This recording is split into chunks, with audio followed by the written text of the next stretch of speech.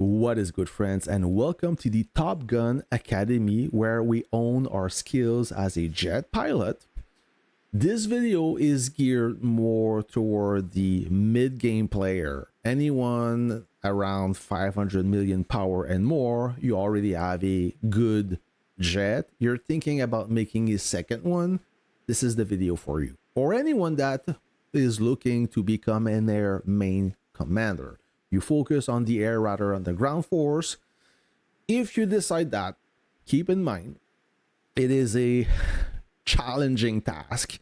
The research alone is difficult and expensive, and to gather all those components, bullets, gears, wrenches, it takes twice as much resources to level your air force than your ground force. But once you achieve that, you will dominate the sky and you will be able to contribute to the success of your alliance a lot more than if you have weak air force. You probably notice that if you have a few conquests under your belt, if you control the sky, everything else is much easier. Of course, you shoot down every jets, you interdict the bombers from patrolling or bombing your units, and the enemy will be afraid to pop out their base with the fear of getting bombed. That feeling is so satisfying. It's an easy win. Okay, if you control the air, everything else is so much easier. But to achieve or reach this destination, it's quite demanding. As a free-to-play player, may not be the best option, but if you are a moderate casual spender, it is doable as long as you are willing to compromise your ground force and your base durability. Of course, if you dominate the sky and your ground force is weak and you have very little walls, you're not going to place your base at the front line. You will plop your base far away from the action while patrolling the sky and racking some air kills. Now, with that being said, let's talk about the meat and the potatoes. We're going to talk about units, officers, and tactic. So let's start with the easy stuff, the units. Most of the air main commanders will have at least 2 jets, even better 3, but let's start with 2 jets. Why 2 jets? It will give you way more options on how to use them on the battlefield. So I decide to go with the Martyr's Watch and the Vanguard. You don't have to follow this rule, but if you do, if you have the option, having a Martyr's Watch jet that will act as a tanker and the Vanguard jet that will act as a damage dealing unit, it's the best combo. If you have 2 Vanguard, that's correct. If you have 2 Liberty, that doesn't matter.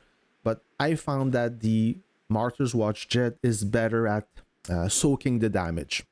Now, the way I set up my jet right here, I'm not going to talk about modification or the prototype. Everything is max. The part here is important. Despite having some gold plus parts, that took me a while to collect. If you didn't reach that level yet, don't despair. It's a long process. The auxiliary system will have parts that enhance the HP. This is important. Okay, you want to put all the HP parts on your tanking unit and the firepower parts on the damage dealing unit. Makes sense, right? So you want to really separate the HP from the firepower. So there you have it. Those 2 auxiliary system enhance HP. And if you look at the Vanguard jet that acts like a damage dealing unit, you will see that the parts enhance firepower. Okay, have more classic mechanic for the Vanguard unit. Besides that, do what you want, but you need to separate HP from firepower. As for officers, let me show you how I set up my 2 units. For my tanking unit, I have Fleeting Arrow and Silver Fox, and for my damage dealing unit, I have the new officer Nighthawk and Darkwing. According to my test, if you can afford this officer, this is the best damage dealing combo so far. Some say that Blade Wing works well with Nighthawk. I agree, but if you run 2 jets, this may not be the best solution. I understand that not everyone can afford Fleeting Arrow and Darkwing, so I will give you a free-to-play option. If you cannot afford Fleeting Arrow, go with Nagarani. She's the second best thing. Some say she's almost the same as Fleeting Arrow, but almost the same is still quite different. Trust me, if you can afford Fleeting Arrow, she's way better than Nagarani. She's not bad, Nagarani, but she cannot compete against Fleeting Arrow. Now, for my damage dealing pairing, if you cannot afford Darkwing or you hesitate to awaken because he's getting older, I get it. Look for Sky Jockey. And if you don't have Sky Jockey, Silver Comet, he's still got it. He's an old guy, but he's a potent damage dealing officer, or at least he has some amazing skills. Now, with that being said, we talk about the units, we talk about the officer. Now let's talk about the most important thing, the tactic, or how to use your jet. The first thing you need to do is you have to link them together. If you don't know how to use that, you press on squad, you link them together right there, and you complete, and make sure your air control protocol have a jet ticked in and not a bomber. For some reason, the game will allow you to select a bomber, but it will tell you that it doesn't share any power. So either select your preferred jet. It doesn't matter for sharing power. It doesn't matter. It doesn't matter as long as you select a jet. So with that being said, everything is done. And when you deploy your jets, both of them will travel in a squad. Pay attention to the numbers here. I will zoom in. You see number 2 and number 3. That means this is number 2 and number 3. Well, 1, 2, and 3. If you run 3 jets, you will have 1, 2, and 3. Why this is important? So pay attention here. This is the key. This is the fundamental. My Martyr's Watch is the jet number 2. And every time I travel westbound, okay, from right to left, the Martyr's Watch will always be the first to intercept. Okay, you see the interception ring? This is the range that any hostile jet will be engaged. If I travel from west to east, it's my damage dealing unit. You see number 3 always leading. So my Vanguard fighter will intercept first. You do not want that. This is important. It doesn't matter if you have strong jets or not. You want your tanking jet to intercept first. That is the golden rule. So what happens if the bandit comes from the east side, because that's where you're getting invaded? Well, if you, by default, if you just intercept them the way they are, you will lose a lot of units. So how can you solve this? There's many ways. Of course, if you decide to go around and backtrack to intercept from east to west, that will work. Okay, the other solution is simply to change the order. So you're gonna replace your Martyrs by your Vanguard, and you're gonna select your proper officers like that. That is one way to do it. I'm gonna train, and then I select my tanking unit for the jet number 3, and then we'll select my officers, Fleeting Arrow and Silver Fox. There you have it.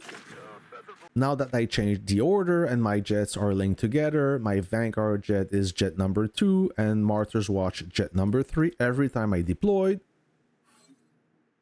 or I take off, the jet number 3, which is the Martyr's Watch right there, will always be the unit to intercept first.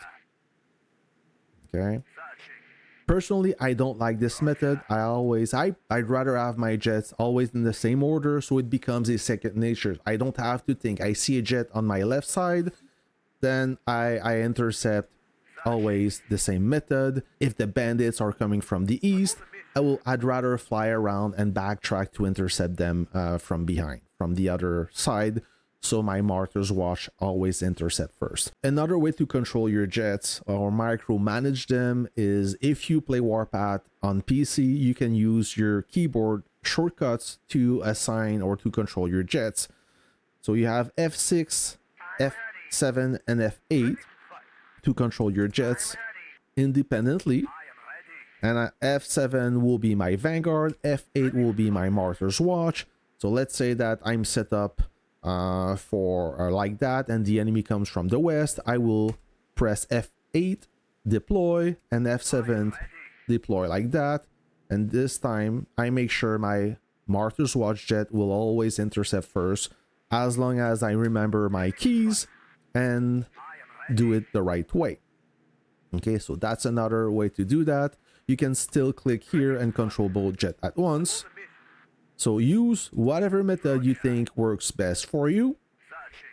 But like I said, the most important thing is, listen up, the Martyr's Watch jet must intercept first all time. And I'll show you why. So before showing you the demo, don't forget about the tactical cards. Right now I have the Decoy Flare, which will grant a shield for all my fighter plane troops for 2 minutes. It's a good shield. It's a useful tactic if you have to fight against a strong jet. This will make a difference. You will win the battle guaranteed. And the second one is the Ravaging Barrage, which will increase the damage intensity, in my case 31% for 5 minutes. Here I will show you the potential of having 2 jets. First of all, I will engage 1v1 against Neo. So Neo have better jets than I do, even though my collector level is higher than his. If I go one-on-one against him, I will probably lose this battle, and as you can see, he is destroying my jet. So we have both the same Vanguard unit, both the same officers, but for some reason, he have a little bit more wrenches than me on that particular airplane. Therefore, he can shoot me down. Still taking damage, but he's have the upper hand on me.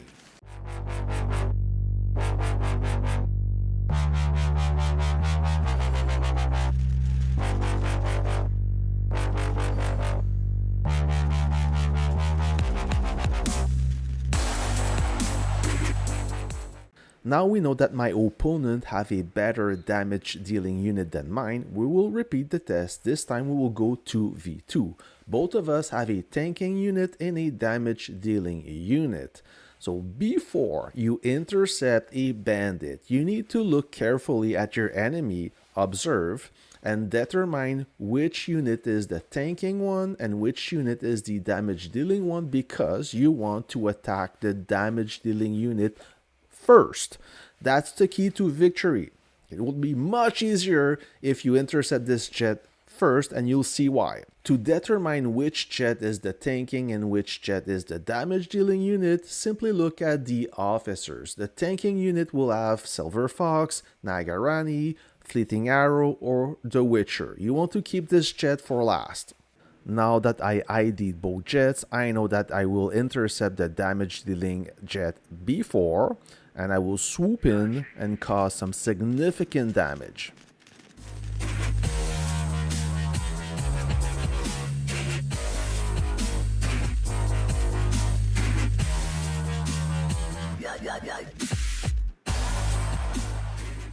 Now that I got rid of his Vanguard unit, it's a 2v1 battle, and his tanker, despite being strong, stand no chance against a pair of fighters.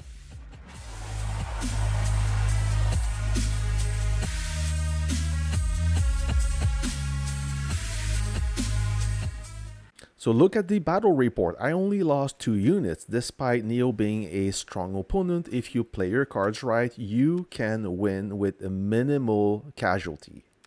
Now let's see what happens if I attack his tanking first. Will I be able to shoot him down? It all depends on how strong my tanking unit is.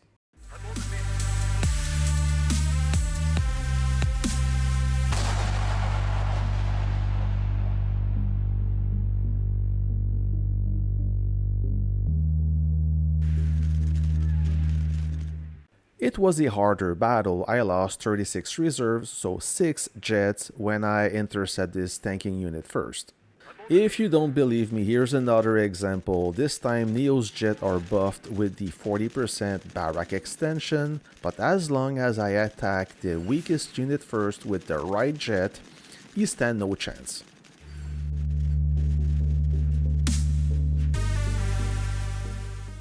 There is no point of staying in this fight, you can tell that I have the upper hand. Just to prove my point, this time I will be careless and attack his damage dealing unit with my Vanguard jet and see what's gonna happen.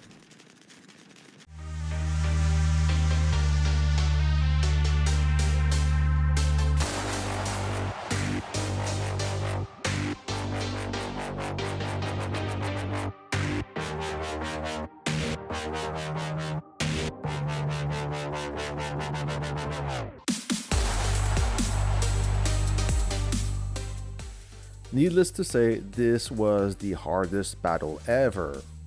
And it took quite a while too. At this time, better disengage. As you can see, I lost 132 reserves. That's what happened when you pick the wrong target with the wrong unit. So here's another example of what not to do. This time I will be even more negligent. I will attack his tanking unit with my Vanguard jet, just to show you that Neo's jet are no weak. And if you're negligent, you will pay the price. And he has no problem shooting down my Vanguard unit. It's almost dead. It's basically 2 against 1. Now my tanking unit will be more resistant. However, it cannot cope against 2 units. So it will slowly die and I will end up losing this battle.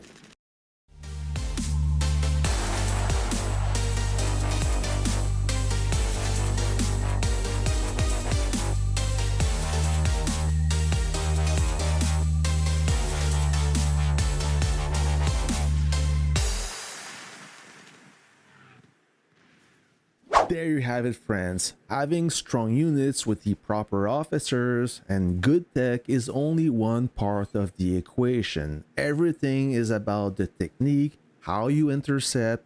So be smart, be aware, look for your target to be able to identify the weakest unit, and you should be good to go. Let me know if you have any question. Don't forget to drop me a like if you find this video useful. Until then, I'll catch you on the next one. See ya!